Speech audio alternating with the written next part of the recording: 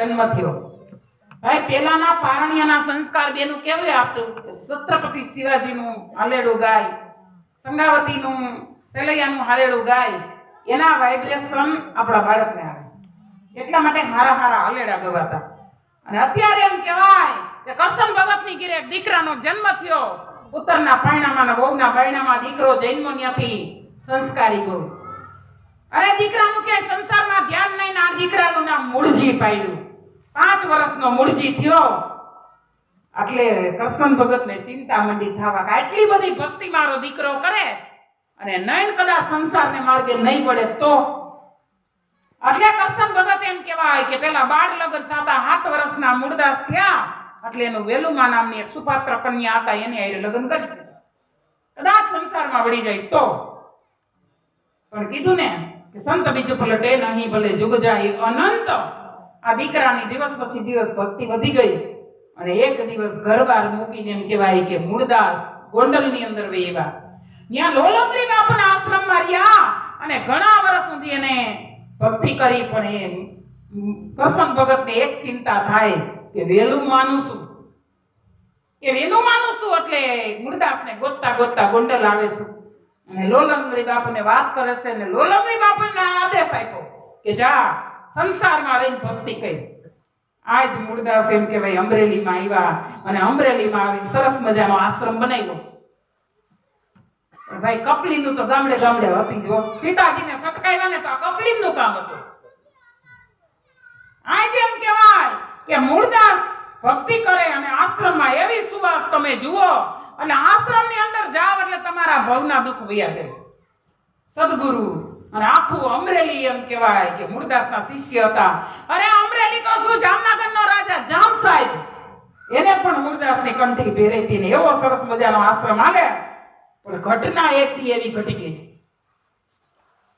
12 વાગ્યાનો ગજરો ભાંગ્યો છે રાતનો અને મૂળદાસ આશ્રમની અંદર તપ ધરે અને એક દીકરી રોવે કરુણ અવાજ દીકરીનો સાંભળી અને મૂળદાસને એમ થયું કે બાઈ માણા રાતનું 12 વાગે કોણ રોવે છે મૂળદાસે કાન માંડ્યા તો કુવા તરફથી અવાજ આવે છે મૂળદાસે હળી કાઢી ગો એ દીકરી એ બેન કોણ છો શું કામ આવી છો શું કામ રડે છે ખબર તો હોય ને કે રાતનું 12 વાગે રોવે તો કોઈ દુઃખનું જ રોતું હોય મૂળદાસ જેમ જેમ નજીક જાતા જાય એમ દીકરીનો રુદનનો અવાજ વધતો જાય બાજુમાં આવી અને મૂળદાસે કીધું દીકરી કોણ છો શું કામ અહીંયા આવી છો સોળે શણગાર સજીને દીકરી ઊભી છે અને મૂળદાસને વાત કરે છે, બાપુ તમે આ ભારતના સંત છો. અરે બાપુ મારા દુઃખની વાત તમને નહીં કરું, અને જો મારા દુઃખની વાત કરું ને તો તમારાથી ભાંગે એમ નથી.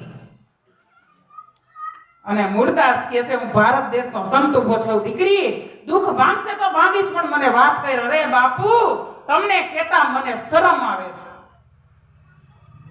અને આ જગતની અંદર બેટા હું તને મરવા તો નહીં જ દઉં, કારણ કે હું પોગી ગયો છું. આજ બાપ દીકરી વસારે આવો સંવાદ હાલે છે, પણ દીકરી રોતા રોતા એમ કહે છે, બાપુ મારું દુઃખ તમે ભાંગશો નહીં, પણ બહુ આજીજી કરો એટલે હું તમને કહું કે હું કુંવારી છું. અરે હું કુંવારી છું અને મારા ગર્ભની અંદર બાળક છે. સવારે રાજાનો હુકમ છે કે દીકરાના દીકરો જે હોય તેના બાપનું નામ મારે ચોપડે લખાવવાનું છે. બાપુ ક્યાં જાઓ? નીચે ધરતીની ઉપર આવ, અને જો કોઈના યુવાન દીકરાનું નામ દઉં ને તો એનો નાશ થાય. મેં એક નિર્ણય કરી લીધો કે મારે કોઈના દીકરાને મારવો નથી, મારા જીવનને અહીં ટૂંકાવી દેવું છે બાપુ મારે. અને તેથી મૂળદાસના 3.5 કરોડ રૂવાડા કંપવા માંડ્યા કે દીકરી આ મૂળદાસ ઉભો હોય ને ત્યાં સુધી તને મરવા નહીં દઉં. બાપુ હું શું કરું? બેટા તારે જરૂર છે નહીં છે બાપુ, એક જ વસ્તુની જરૂર છે કે મારા બાળક ગર્ભમાં બાળક છે ને એના બાપનું નામ મળી જાય તો બાપુ હું મરવાનો વિચાર મેલી દઉં. ભાઈ આ તો જગતનો એક સંત કરી શકે, મારી તમારી તાકાત નથી. પાપ કર્યું નહોતું છતાં એને કીધું કે બેટા બસ આટલા પ્રશ્નમાં તારે મરવું છે, 2 જણાનો જીવ ખોવસ, બાપુ મરવું જ પડે એમ છે. ને કદાચ બાળકનું બાપનું નામ મળી જાય તો બાપુ હમણાં ઘર ભેગી થઈ જાવ. અને તેદી વગર વિચારો મૂળદાસે એક જ ઝાટકામાં જેમ વીજળીનો ચમકારો થાય એમ બાપુએ દીકરી રતનને કહી દીધું, જા આખા જગતની અંદર જાહેરાત કરી દે કે જે રતનના ગર્ભમાં બાળક છે ને એનો બાપ અમરેલીનો સંત મૂળદાસ છે. ભાઈ ધરતી ધ્રુજવા માંડી. અત્યારે તો છુપાવવાનું વધારે, અને આ પાપનો પડકારો કરો ને એટલે જગત તમારો એમ કહેવાય કે ધિકાર કરે. અરે બાપુ તમારી માથે તો તમને તમારા પગ ધોઈને આખી અમરેલી પીએ હો, અને તમારી માથે ખાહડા ઉઠશે. અરે બેટા ખાહડા ખાવા તો જેલમાં છે. બોલ ને સાઈસુ વાળા વધારે હોય પાછા. સવારે સુબેદાર નામ લખવા આવ્યો કે ગર્ભમાં બાળક છે એના બાપનું નામ લખાવો, અને આ દીકરી રોતા રોતા બોલે છે કે એનો બાપ તો અમરેલીનો સંત મૂળદાસ છે. ભાઈ તમારે સત્સંગ રાખવો તો ઘણી જગ્યાએ ફોન કરવો પડે, કપડા ધોવાય તો મશીનમાં નાખવા પડે, પાવડર લગાવવો પડે, બ્રશ મારવો પડે, મેલા કરવામાં કાંઈ કરવું ન પડે. આવડાના છોકરાને ભણવા મોકલવા હોય તો ટ્યુશન રાખવા પડે, ફી ભરવી પડે. ગાયરું શીખડા કોઈને શીખડાયું કે યુનિવર્સિટી વાળી નિશાળ છે એ ગાયરની નિશાળ પડી ખરાબ જલ્દી અસર કરી જાય માણાને. મૂળદાસની ભક્તિ જોયા વગરનું સવારે સુબેદાર કાંઈ નામ લખીને ગયો નથી, અને કાંઈ ગામમાં વાવાઝોડું ઉપડ્યું નથી હો. વગર મોબાઈલે વગર ટીવીએ કાંઈ ન હોય તો ડેલો ખકડાવું, ગાળો ને આ દૂધ થઈ રહ્યું એટલે આવી એમ કરીને વાત કરી આવે. કંઠી મડી ધબાધબી તૂટવા, અરે ખાહડા માંડ્યા ગોતવા. મૂળદાસના આશ્રમમાં ફરતો સન્નટો સવાઈ ગયો. માણાની મેદની જામી ગઈ, પાપીઓ છે, આવો છે, આવો છે. મારો કહેવાનો શું રી, વગર વિચાર્યું કાંઈ કામ ન કરવું. મૂળદાસ આટલું ગધેડું લઈવા, અડધો માથામાં ટકો કરી નાખ્યો, અડધી મુસ્કારી કરી નાખી, અને અવરે ગધેડે બેહાર્યો ભારત દેશનો સંત. આખી અમરેલીમાં ફૂલેકું પહેર્યું અને આશ્રમ એનો હટાવી લીધો. રતન અને વેલુમાં અને મૂળદાસ તઈની આશ્રમમાં રહે છે. પણ એક દી સત્ય ઘટના પણ આપણા પટેલિયા યાર્ડમાં જતા હતા, થોડીક સમજાણી, પણ વાયરું ઘડીકમાં વરે નહીં હો ભાઈ. આ જેમ કહેવાય કે રતનની દિવસ પછી દિવસ આગળ વધતા જાય અને આ બાળકનો જન્મ થાય, અને કુખે એક દીકરી જન્મીને એનું નામ પાડ્યું રાધા. હવે રાધા પણ દિવસ પછી દિવસ આશ્રમમાં મંડી મોટી થવા, પણ મૂળદાસને એમ થયું લાય આ જગતે તો મને ધિકાર કર્યો, પણ દ્વારકા વાળો મારો કોઈ દી ધિકાર નહીં કરે, લાઈ હું દ્વારકાની જાત્રા કરી આવું. આજ મૂળદાસ એમ કહેવાય દ્વારકાની જાત્રા કરવા જઈશ. રસ્તામાં જામનગર આવ્યું. જામનગર આવ્યો એટલે એમ થયું મારો શિષ્ય છે, લાઈ જરા મળતો જાઓ. અને દરવાણીને કેવડાવ્યો કીધું ને કે ચા કટલા કરતા કીટલિયું બહુ ગરમ હોય. દરવાણી કે ભાઈ તારી ખબર છે મારા જામસાહેબ રાજાને તે કેવું પાપ કર્યું છે, તારી કંઠી પણ તોડી નાખી છે.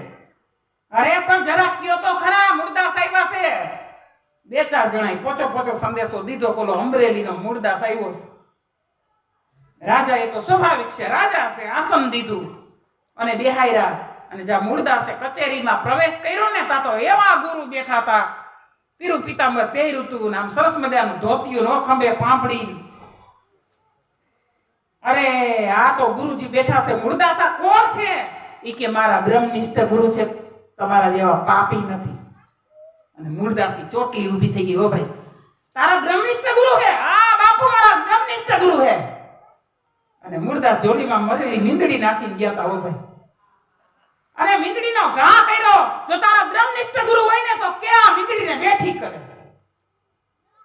અરે બાપુ, મરેલા મીંદડા બેઠા નો થાય. થાય બાપુ, નો થાય. અરે થાય. આ બે માથાકૂટ કરે ને તો ઓલો ગુરુ બેઠો તો ને એ તો ખસખસાપી કરીને પસવાડેથી નીકળી ગયો, કારણ કે ભી પડે એવું હતું. અને મુર્દાસે કીધું કે આના બચોલિયા દૂધ વહીના મરે હે, તું આ મીંદડી બેઠી કહેતા તો ઓલો ગુરુ ભાગી ગયા. હો ભાઈ. અને મુર્દાસે પાણીની અંજલી ભરીને એટલું કીધું, હે મારા 12 બીજના ધણી, મેં રતનનું પાપ કર્યું નથી, ખાલી માથે લીધું છે. જો પાપ કર્યું હોય ને તો આ મીંદડું બેઠું ન થાય, નકર બેઠું થાય. મારા આયુષ્યમાંથી 1 વર્ષ એને દઉં. અંજલી ભરીને માથે નાખી દા, મીંદડું રાત કરતા ડેલામ કરી ગયું. આ સંતની તાકાત છે.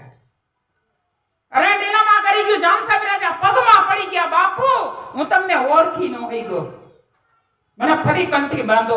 અરે મુર્દાસ કે હું એવો આઠ ફાટ્યો ગુરુ નથી તમે કંઠી બાંધું. ભાઈ, મારે તો દ્વારકાધીશની જાત્રા કરવા જાવ છે. અને આજ મુર્દાસ જાય માત્ર 2 કડી. હે દુબાઈ રકાનો નાથ મારો રાજા છોડ એને મને માયા લગાવી. દુબાઈ રકાનો નાથ મારો રાજા છોડ એને મને માયા લગાવી. મને માયા લગાવી મારો વાલા, એને મને માયા લગાવી.